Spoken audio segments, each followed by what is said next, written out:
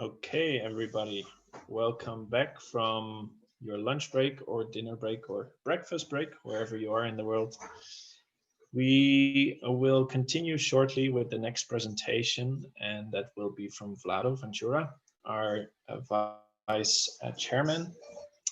Vlado did a presentation earlier today about the wilderness in Europe, and in the next 30 minutes, he will walk us through the European Wilderness Network, and then especially in Central and Southern Europe. Vlado, I will share the screen, and then it's ready for you. You can already unmute yourself if you want, Vlado, and then we will start.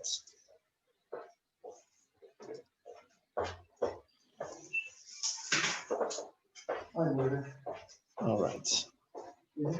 Vlado, do you see your screen? Yes, I do. Okay. Okay, so good afternoon, everybody. As you know, my name is again Vlado Vancura, the same one as it was in the morning section. And this afternoon, I would shortly guide you through the product of the European Wilderness Society work. It took more than 10 years, and that's a European Wilderness Network. We will focus a little bit on Central and Southern Europe because that's an interesting territory, sorry. And you listened already later. You already listened to the presentation of my colleague from Ukraine, so you have seen that this network is already very well established in this large country in the eastern corner of Europe. Okay, next one, please. This is my short introduction. I am not going to repeat that. You just know that I am Slovakian man and I am based in Slovakia. Fine. European Wilderness Network is basically product of all this process I shortly described in my first presentation, history of wilderness and European Wilderness Quality Standard. Once we agreed on the European scale, what is going to be the wilderness regarding the quality, doesn't matter if we are in the Arctic Circle or close to the Mediterranean Sea, then we start to work on what we call European Wilderness Network, actually to create the network of the protected area, which everyone own a little bit piece of wilderness fitting to the European Wilderness Quality Standard. And to prove that this area is really fitting to that quality standard, the auditors visit that place, asking for questions, asking for a field trip, and doing a lot of work in the field, but also afterwards in the office, and preparing a temporary report or then a full report, which is a full book, like 100, 150, sometimes even 200 pages, with a lot of information describing this wilderness jewel in Europe, and also recommendations, specific concrete recommendation and suggestions what needs to be done if this area, first of all, would like to maintain their membership in the European Wilderness Quality Network, and secondly, also the potential for enlargement. Currently, there are 41 members of this network stretching all of the European continent. It's more than 350,000 hectares of audited wilderness based on this wilderness quality standard. And this is a unified, this is a tool how we try to implement unified approach to implement wilderness stewardship instead of wilderness management. And obviously this network is covering very different habitats all over Europe from different corners of south, north to east and west directions. Thank you. So this is just visually introduction of different habitats, what this new wilderness quality standard 2.0 is dealing with. And that's basically the wild coast, wild sea, wild rivers, wild forests, and generally the wilderness hidden high in the mountains. Thank you.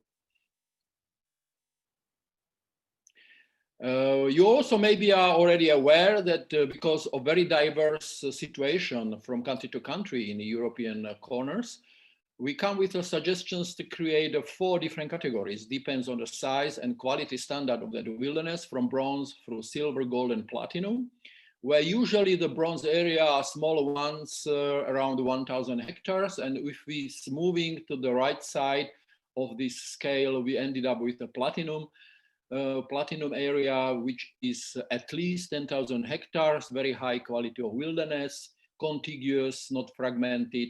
History, it's also interesting because of long-term protection, etc., etc. And this helped us actually kind of to develop the tailor-made approach for very diverse situations, social, economical, and historical situation in different European countries. From area to area is very diverse. So in one side, we have the standardized definition, standardized wilderness quality standard, but simultaneously we are very diverse in the process how this area can become the member of this European Wilderness Network. Thank you.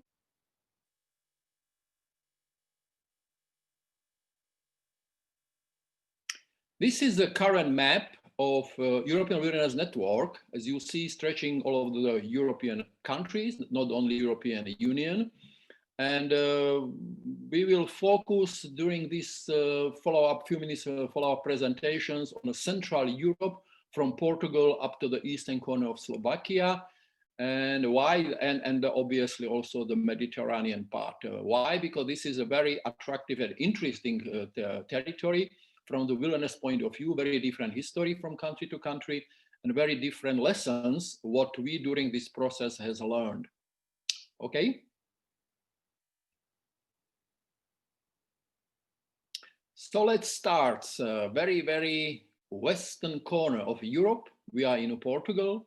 We identified and audited almost more than 5,000 hectares of wilderness.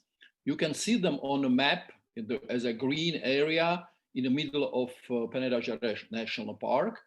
And this brownish area, that's the rest of the protected area, which can consist of different zones, including the buffer zone, including the management zone, etc. But the green ones, that's usually part of the core zone, core area, which is fitting to the European Wilderness Quality Standard. Member of this area is in the network is since 2007, and it includes a very diverse biomes and biotopes, since riparian, close to the river areas, marshes, oak forest, and shrubberries. Okay. From biodiversity point of view, that's a very unique area because that's at the edge of the western edge of the Europe, high in the mountains. It is important to say at the beginning that for us, it was also very attractive and very important lessons what we have learned, because this area has a very, very long human history, where in the previous centuries, the forest and a lot of biotopes has been completely wiped out during the centuries, and because of the human impact, building the boats, etc. But despite of that, this area is abandoned already for several decades. Basically, there is no human impact or very limited, slowly fading up the grazing process. But the area, what you have seen on the map as a green ones, are already grazing free. And this is just showing a little bit in illustration of the diversity, more than 800 plant species, are remnants of the old growth forest, maple, Portugal oran, predominantly oak forest still, and also the habitat of big species like wolf, golden eagle, or Spanish ibex. Thanks. These are pictures, 4 pictures illustrating different habitats and scenery, what provide this wild corner of the Portuguese at the border with Spain. And you see the riparian habitats, forests, which honestly speaking, it's not very easy to find old growth individuals or big trees, big forests, but the This is a spontaneously recovered the forest in the area which has been intensively logged in the past century and then intensively grazed.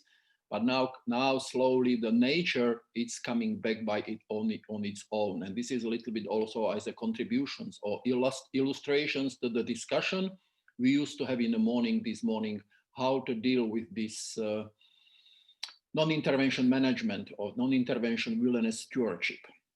Okay.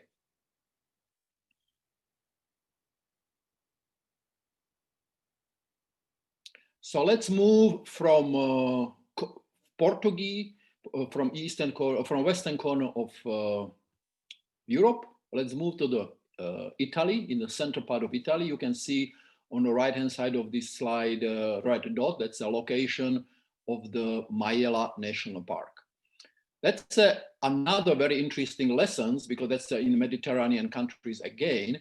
And we really get astonished how wild piece of land can be found in this very antique historical piece of land. It's actually just 2.5 hours from the Rome in eastern direction. And that's a mountains which are reaching almost 3,000 meters. And the sea coast is like 50 kilometers aside on eastern side of the mountains. So it's a lot of elevation gain, a lot of going up and down, big canyons. On the top of the mountains, it's a big karstic plateau, because whole mountains are built up from limestone, dolomite, and sediment mountains with a lot of underground potential wilderness. This wilderness actually was audited already 2005 successfully. And then almost 12 years later, it was done a re-audit. And the area of wilderness was much more specifically designed. It was very, fragmentation was particularly decreased, but still you can see on the map on the right-hand side, a few small dots of the grayish color inside of this green massive piece of land. And these are still privately owned land, which are used by the older people as a grazing area. And that is slowly disappearing because people are living out. Young people have no capacity and interest to deal and take this difficult way of life. So as you can see, almost 16,000 hectares of the wilderness fitting to this European wilderness quality standard. Wilderness is stretching from 130 meters up to the almost 3,000 meters. And it includes fragments of Apennine beech forest, fragments of old growth forest of pine, which is very, very unique and can be found only on the very inaccessible fragments of these mountains. And the platinum area is just also because of quality of nature and size, okay?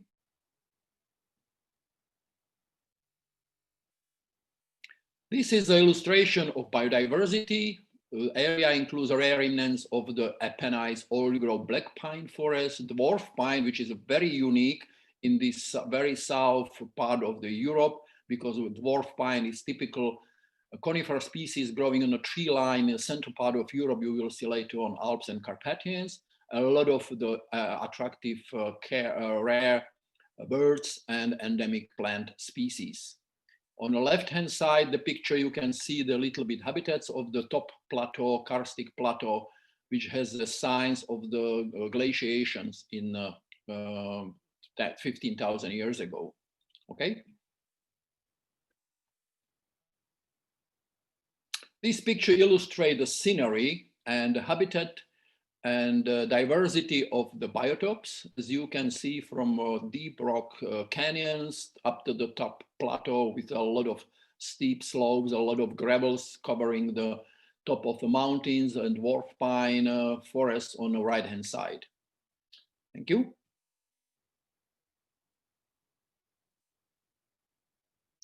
Let's move a little bit really to the central part of Europe, to the Austria and Hohe Tauern. Hohe Tauern National Park includes, this area on the map, and the green patch, it's a wilderness. It's important to say that original zoning of this protected area create a core area and a management zone. But inside the core area, only small fragments, actually, these green ones really fit the wilderness quality standards, especially regarding the active and over versus passive management. This green area is basically leaving for Mother Nature spontaneous development. It's 7,700 hectares, member from 2015, and includes basically high alpine peaks with glacial and post-glaciated landscape. Very little bit forest because a lot of impact from the human in the past, and then because of grazing, a lot of forest, especially tree line, was logged out in the last 2-3 centuries ago. And that forest slowly, very slowly starts to recover by itself in some area, which has been left over because they are maybe too remote for active grazing by local people who still do that. Area has a gold standard with a potential for enlargement, okay? This is an illustration of biodiversity, fragments, very rare fragments of the conifer forest in a tree line, which also is included to the audited wilderness. Alpine meadows are pretty common above the tree line, and rock and screes from the plants like moss, lichens, algae, alpine blueberries, cowberries, alpine rose. From the bigger animals, attractive animals are here, what can be actually seen by the visitors relatively easy. It's chamois, alpine ibex, birded or griffon vulture, golden eagle, so big animals and big birds, which are not so common in other part of Central Europe. Thank you. This is an illustration of the habitat. As I told you, a lot of alpine scenery, remnants of the glaciers, which very rapidly disappeared and basically opened up new land, which is slowly recovered by the vegetation. But you see especially on the right-hand side, a lot of pressure of the shepherd activity in the past, who completely burned down and logged out the forests, which is supposed to be much higher than today we can find in this area. Thank you. So let's go to the other piece of wilderness in Austria, which is the Kalkalpen wilderness. Kalkalpen as a name of the area is indicating that area is completely consists of the sediment mountains, specifically the limestone and dolomite. It's covered the 13,000 hectares and is member since 2015. On a difference from the previous Austrian wilderness, this is basically very much about the conifer and old growth forest, all beech forest, which is also part of the UNESCO World Heritage Beech Forest Network wild forest area. Because of size and quality is again platinum. Thank you. You can see a little bit example of the biodiversity, salamandra, chamois, almost 1,000 plant species, which is representing 1/3 of Austrian flora, and mixed broadleaf forest fragments of alpine pasture and rocky lands, what we will see in the following slides. Thank you.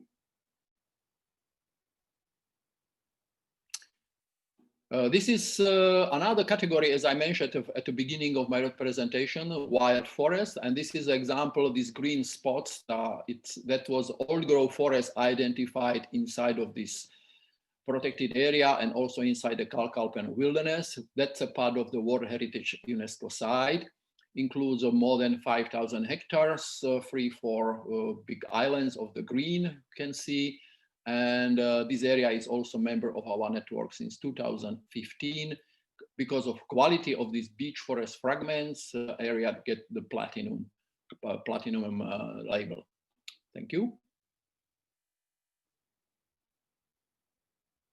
This is an illustration of the Kalkalpen wilderness. As you can see on the right, on the left-hand side, remnants of the beech old growth forest with a lot of dead wood and falling down trees, and then jungle below of this forest with a younger age, and a little bit scenery of the limestone area with a tree pine, mugo pine, and a beech forest, which is climbing very high and building also partially the tree line in these mountains. Thank you. Okay, let's move from the Austria, still in Austria, but let's move to the northern border with the Czech Republic. Let's visit shortly the very first transboundary protected wilderness inside the Central Europe. And that's on the Czech side, Podyji, and on the Austrian side, the Thayatal. Both names are basically name of the same river, which create the boundary between these two countries, which used to be the Iron Curtain zone during the Soviet era. And you can notice that we get the different scale of the landscape, different scale of the wilderness. On the Austrian side, it's 300 hectares of wilderness. On the Czech side, it's 250,000.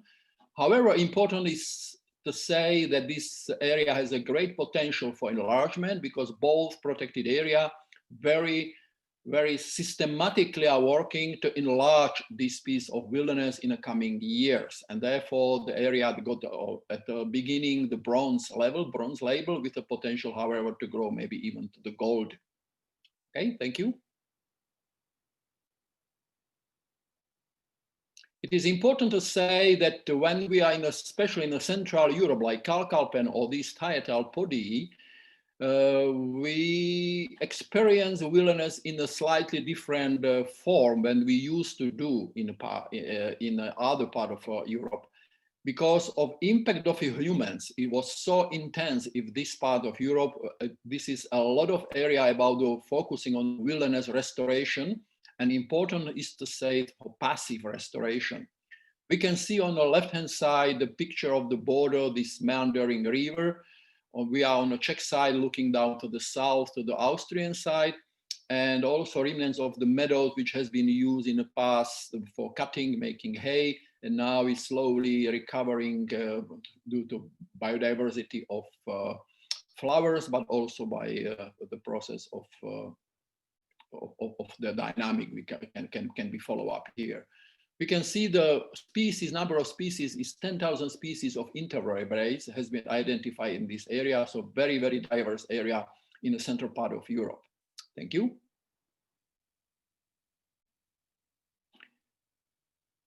Size of the wide river, length of the river, it's only 2 kilometers, however, very scenic, important for 25 species of fish. Okay.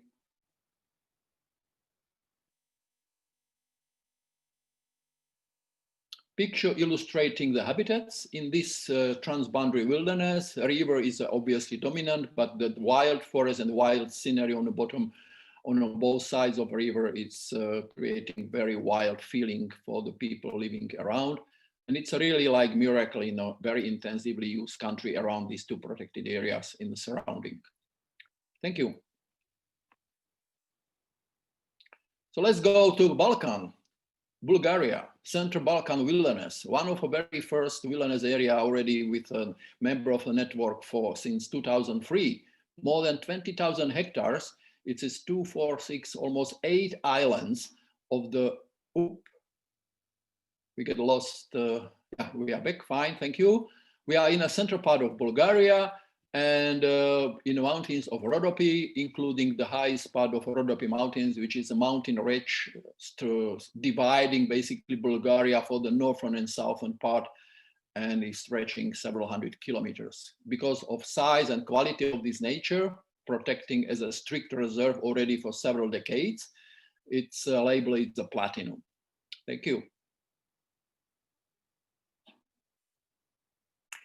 Illustration of biodiversity, a lot of beech forest, which gradually, if we're climbing up, it's turning to the mixed and conifer forest, and mugo pine at the top, which has been heavily impacted in the past century because of grazing, and now slowly starts the recovering. But a lot of this alpine zone was excluded from the proposed wilderness during the international audit, because of these deforestations done in the previous centuries.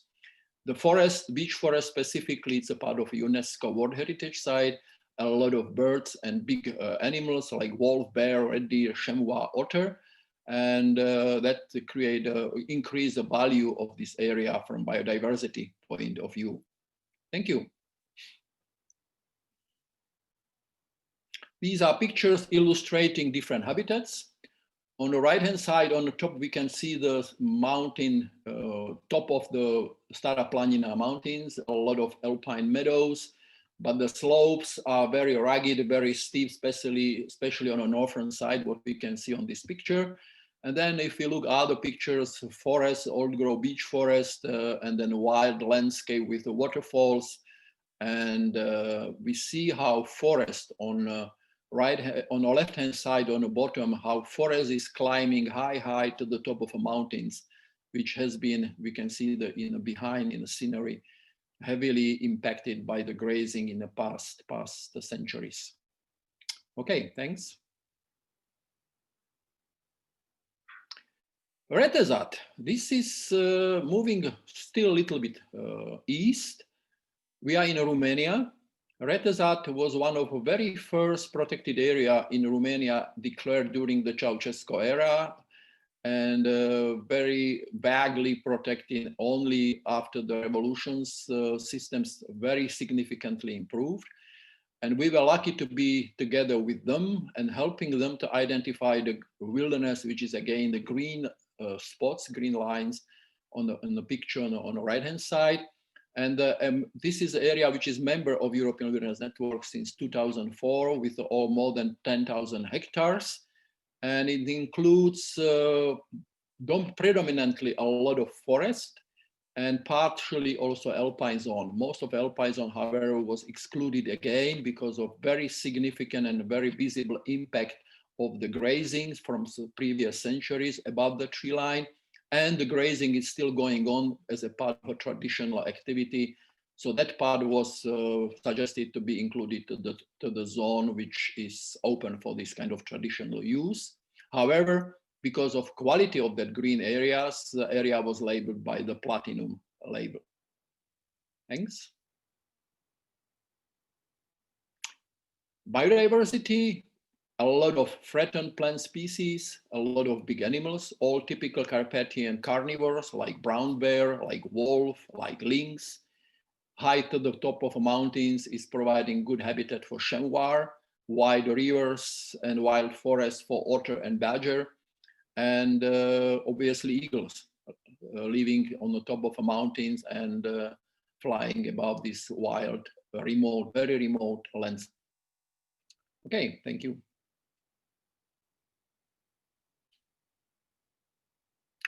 This is an illustration of wilderness in Retezat, remnants of the old growth forest. This is a maple with a small sorbus in the front of a lot of spring flowers, crocus, saffron, crocus hoyfelianus. And the area is very famous from visitor point of view, from touristic point of view, because it's the most lakes in the whole Carpathian Mountains can be found here. It is more than 50 or maybe 55 alpine lakes, which are scattered all over the mountains, high above the tree line, some of them hidden in the forest or in the dwarf pine belt. And that create a very attractive destination, even during the Ceausescu era for the visitors. Thank you. Vlado, I'm gonna stop your presentation here because we have a couple more minutes before the next presentation. And there's actually a question which I'd like to ask you to answer, and then we move on to the next presentation. For those people who want to explore more of the wilderness in Europe and in other corners of Europe, I would recommend them to also look at the website of the European Wilderness Network and find more information of all the network members at that website. So the question that was asked by Miha is, how much more area should we protect in Europe until we can say that we steward the wilderness in a sustainable way? As in, which are these areas and what are the main obstacles and how to overcome them? Would you like to address that question, Vlado? Yep. Okay. Can you hear me? Yeah. Yep. You know, at the beginning, when the Pen Parks project was set up almost more than 25 years ago, there was a simply objective to prove that we still have the wilderness in Europe. And therefore, the minimum size where we are searching for in that time was 10,000 hectares. And through the following years, we developed a network of 14 protected areas, each one at least 10,000 hectares wilderness, stretching all over Europe. So that basically we managed to prove that makes sense to speak about the wilderness also in a very old continent like Europe. Then later on, when the minimum size of wilderness was reduced to 1,000 and we invented the system bronze, silver, gold, and platinum system, gradually grow up, we also come with the suggestions after the recognitions and learning a lot about the European quality potential wilderness that 1% of the land in Europe could have the wilderness quality, or it can be actively or passively restored to make it as a wilderness. And what was really interesting to see reaction of the people, even the politicians, they actually accept that 1% is not a big deal, even for heavily intensively used land like in Europe, that 1% could be acceptable to have this kind of examples, motivation and inspiration area for visitors, for researchers, for scientists, etc. What can we leave for spontaneous self-development of the nature and create it and name it as a wilderness? Therefore, my presentation actually was very much about the Central Europe, where a lot of active or passive wilderness management was done. And it was proved that wilderness can be identified also in intensively used land, which has been used in the past. But once the decision is done, like Kalkalpen or Podyji or many others, we can still see miracles what can happen in this area once people keep hands off and create a wilderness.